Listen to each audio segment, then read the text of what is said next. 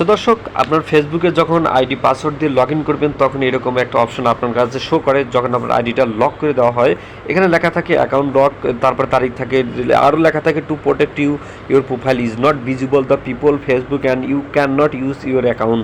অর্থাৎ আপনার অ্যাকাউন্টটা ইউজ করতে পারবেন না, যে কোনো একটা সমস্যার কারণে অ্যাকাউন্টটা লক করে দেওয়া হয়েছে ফেসবুক কোম্পানি থেকে। এখন এটা যদি আপনি চালু করতে চান সেক্ষেত্রে কয়েকটা স্টেপ আপনাকে ফলো করতে হবে। সেটা হচ্ছে উইল টেক ইউ দো সাম step two unlock your account.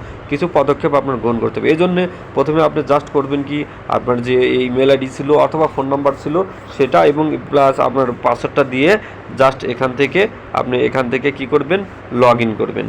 একটু লগ ইন করে দেখেন। ওকে, দেখতে পাচ্ছেন আমি আইডিটা লক হয়েছে আমার ছোটো ভাইয়ের। জাস্ট এই আইডি দিয়েই আপনাদেরকে বুঝিয়ে দেবো। জাস্ট এখানে ক্লিক করলাম, এখানে পাসওয়ার্ডটা অবশ্যই ঠিক করে।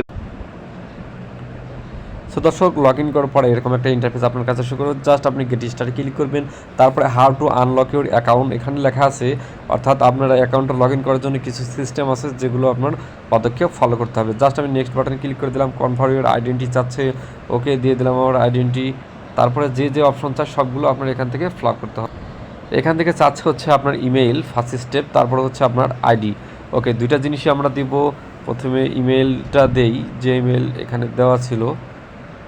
ওকে, ইমেলটা দিয়ে দিলাম, ইমেলটা হচ্ছে মূল ফ্যাক্ট। তারপরে এখানে আপনার যে কোনো একটা ইস্যু দিতে হবে, যেমন পাসপোর্ট, ড্রাইভিং লাইসেন্স এবং ন্যাশনাল আইডি কার্ড, তিনটার যে কোনো একটা। তারপরে আরও কিছু অপশন আছে, যেমন marriage certificate, official name change paper, voter ID card, tribal identification, international S card, national S card, জাতীয় বয়স কার্ড, ইমিগ্রেশন রেজিস্ট্রেশন কার্ড, তারপরে tax identification card. I do not have any this. অর্থাৎ আপনার কাছে যদি কোনো কিছু না থাকে সেটাও আপনি এখানে দিতে পারেন।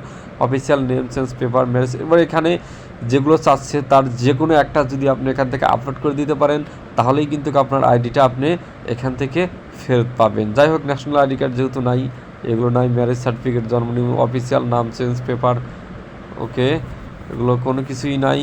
যাই হোক, এখান থেকে যে কোনো একটা জিনিস দেওয়া যাবে। Official name change paper, tribal identification, এখান থেকে যে কোনো একটা জিনিস দিয়ে তারপর নেক্সট বাটন ক্লিক করতে হবে। আর I don't have any this, এখানেও ক্লিক করতে পারেন যে আমার এগুলো কোনো কিছু নাই। তারপরে আপলোড টু অফিসিয়াল ডকুমেন্ট, যে কোনো দুইটা অফিসিয়াল ডকুমেন্ট এখান থেকে আপলোড করলেও কিন্তু হয়ে যাবে।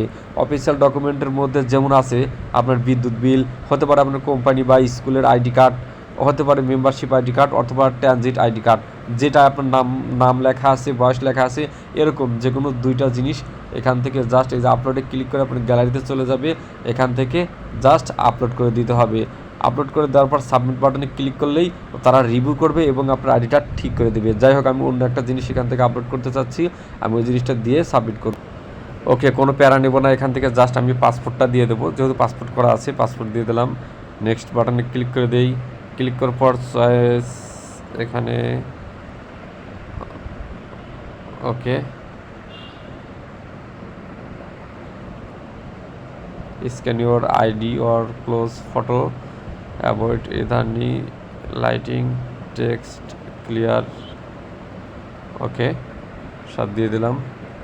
জাস্ট সাবমিটে ক্লিক করে দিলাম। এখান থেকে আপনি যে কোনো একটা ফাইল দিয়ে দেন, তাই হয়ে যাবে। এখন এটা হচ্ছে ফেসবুক রিভিউ করবে হচ্ছে 24 ঘন্টার মধ্যে কিন্তু আপনার যে ইমেলটা ছিল ইমেইলে আপনাকে নোটিফিকেশন দিয়ে দেবে এবং আপনি পরবর্তীতে যখন লগ ইন করবেন তখন সাথে সাথে এটা সাকসেসফুলি এটা লগ ইন করতে পারবেন।